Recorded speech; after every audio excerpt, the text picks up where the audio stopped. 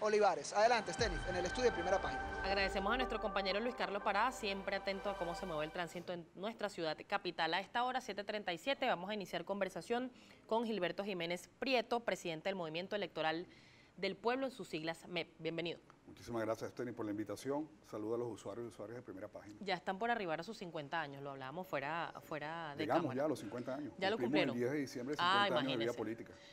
Hablando de vida política, precisamente, ¿cómo evalúa usted, que está en un partido pues con estos años de experiencia y de vivencias de la historia contemporánea de nuestro país, el escenario que está viviendo Venezuela en este momento? Un 2017 complicado, la Asamblea Nacional, y teníamos hace segundos acá al diputado José Guerra, dio un balance de inflación de 2.616%. Este año, según algunas consultoras, se habla hasta de un 14.000% de inflación si no se toman las medidas que se tienen que tomar.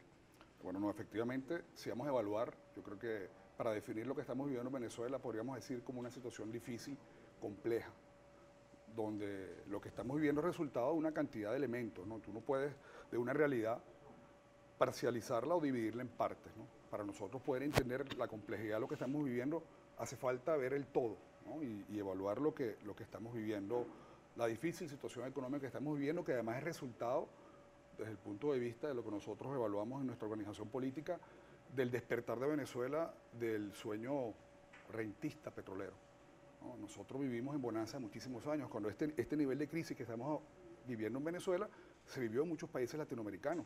El tema de la hiperinflación no es algo nuevo en nuestro continente. Países como Perú, como Argentina, vivieron momentos difíciles de hiperinflación.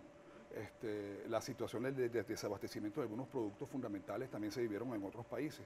En Venezuela eso no lo vivimos porque vivíamos en una bonanza petrolera fundamentada en el rentismo petrolero. ¿Se abusó de esa renta?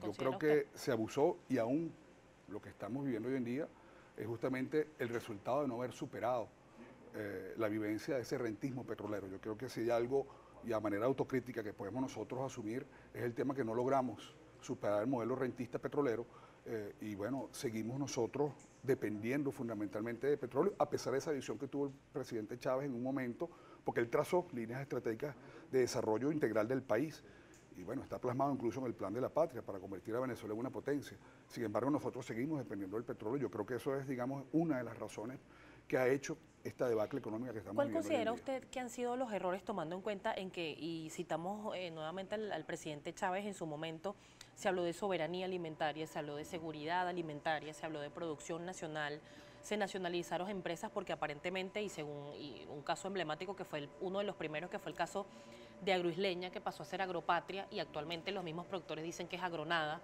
porque se quedó en el olvido todas esas políticas? ¿Qué errores se cometieron para que eso no funcionara? Yo creo que hay algo fundamental, ¿no? Para que en Venezuela exista un verdadero socialismo, hay tres elementos fundamentales que deben darse. El tema de la planificación, del seguimiento y control. Hemos tenido enormes fallas en esos tres procesos que deben acompañar la vida cotidiana del país. La planificación, el seguimiento y el control.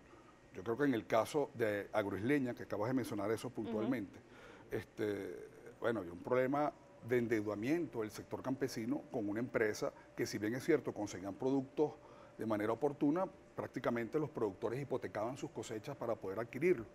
Yo creo que en el momento era algo necesario, de alguna forma, intervenir en este proceso, que además ahí se adquiría materia prima para la producción nacional. Chávez lo decía en su momento: para que Venezuela sea un país realmente libre y soberano, tenemos que producir lo que comemos. Y estaban trazadas las líneas estratégicas para lograrlo. Cuando el Estado asume Agropatria, bueno, se dan pasos fundamentales, comenzamos con un buen pie, pero lamentablemente por la falta de seguimiento y control en estas políticas, pues se desvanece ese beneficio que debería haber redundado en producción. Por ejemplo, productos que llegan a los anaqueles se desaparecen, y además es producido por los mismos trabajadores, los funcionarios que tienen la responsabilidad de darlos a los productores. Y bueno, desaparecen del anaquel, pero entonces tú lo adquieres a 10 veces su precio, unos metros más allá. Es decir, ha habido una corruptela que ha invadido todo el sector de la administración pública. Y además la corrupción, hay que decirlo, no es algo nuevo. La corrupción no la inventó el proceso revolucionario, ha existido históricamente. ¿Pero considera que aumentó en estos años de revolución los casos de corrupción? Yo creo que se han evidenciado. Yo creo que se hacen evidentes, se hacen públicos en mayor medida en estos momentos. La corrupción, lamentablemente, para el país siempre ha existido.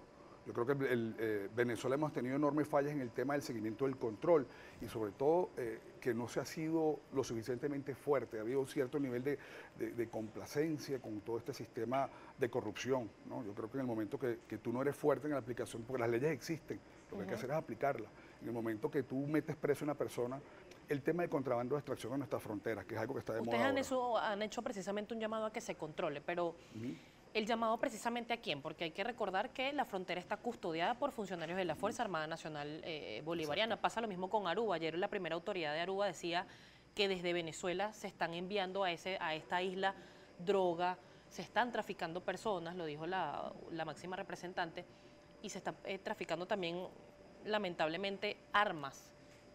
¿Quién no le pone la cascabel al gato si es la Fuerza Armada Nacional que está en esos sitios? Yo creo que el tema del descuido fronterizo no es solamente en la frontera de Venezuela Azul, que es el tema con las islas del Caribe, sino también es a todo lo largo Sí, Colombia, de Brasil. Venezuela, Colombia, Brasil. El desagramiento que tenemos nosotros a través de nuestra frontera colombiana es algo terrible. El tema del contrabando de combustible, el tema del contrabando de extracción con productos subsidiados es algo que ha ocurrido durante prácticamente toda la vida. Y efectivamente existe un problema, y lo decíamos recientemente en una rueda de prensa que dimos. Hace falta, nosotros propusimos no solo cerrar la frontera, revisar lo que está ocurriendo y ser mucho más contundente con aquellos funcionarios militares o civiles que tienen que resguardar la soberanía nacional.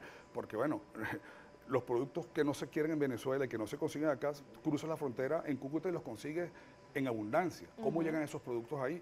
En algunos lugares, y eso hay que decirlo, ocurre además con anuencia y digamos, con la vista complaciente de algunos funcionarios que también son parte de ese proceso de corruptela que está ocurriendo, esa degradación de corrupción que está ocurriendo en el país. Señor Jiménez, tenemos que hacer una pausa. En el regreso quiero que conversemos también sobre su postura sobre esta propuesta del presidente de iniciar lo que sería el nuevo diseño de un nuevo plan de la patria o el relanzamiento del plan de la patria, y también la posición política del MEN ante un escenario que en teoría debería ser este año 2018 de elecciones presidenciales. Ya vamos a conversar de ese y otros temas seguramente que van a salir a lo largo de la entrevista. Estamos conversando con Gilberto Jiménez Prieto, el expresidente del Movimiento Electoral del Pueblo.